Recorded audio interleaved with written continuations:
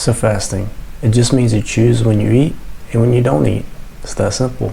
You probably already do it every day. You eat dinner at 8 p.m. and you eat breakfast at 8 a.m. That's 12 hours right there. Intermittent fasting, the most popular, pushes that window just a couple extra hours. So here's why fasting works. If you're eating all day long, then your body's just always running on sugar from the food that you eat. But if you can go long enough to where your body runs out of that fuel, then it's gonna have to use fat as a backup fuel. So this is the goal. And fasting gives your body long enough time to make the switch. Think of your body as like a hybrid car. It first runs on the gas, which is like the food you eat, but once you start to run out of gas, it switches over to the battery. And the battery is your body fat. So if you're always giving your body gas or food, then it never has time to switch over and use the battery or fat. But one of the biggest things that it does is it reduces your calories overall throughout the week without feeling like torture. Because fasting may be hard at first, but once you do it a few times, it gets easier. But we gotta be honest here. Once your fast is over, you can't go back and just eat 30 happy meals or just complete garbage, because junk food like pizza and chips and things are so calorically dense that you can go way over your calories super quick.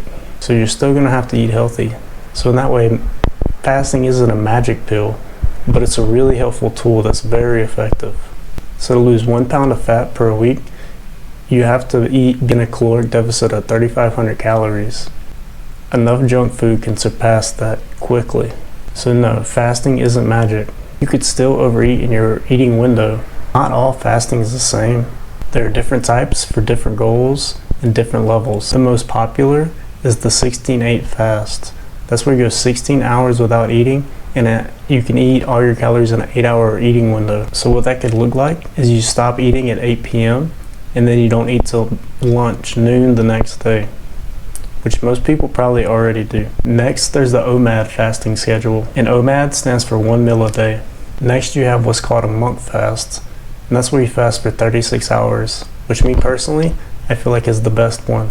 And last, you have an extended fast, which is 48 hours and on. So which one's best for you? That's really up to you and what's gonna fit your lifestyle and how much body fat you need to lose. If you've never fasted before, I would start with just doing the 16-8 and then see how comfortable you are with that and move on up. But the good news is, during normal fast, you can always have as much water as you want. And it can be plain water, sparkling water, or mineral water. And then the best news for me is you can have coffee, but it has to be black. You can also have teas, black tea, chamomile tea, green tea, peppermint tea. And as far as your supplements, you can take most of them as long as they don't have calories.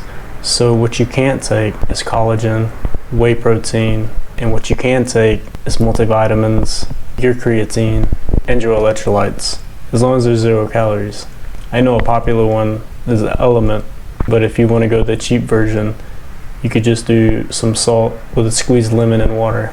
I hope this helped you. I'm going to start a whole series on fasting because I truly believe it is the #1 way to help you reach your goal very fast and effective. And I also believe it's very good for the body. We haven't even got into the real health benefits of fasting yet, but that'll be next. See you in the next one.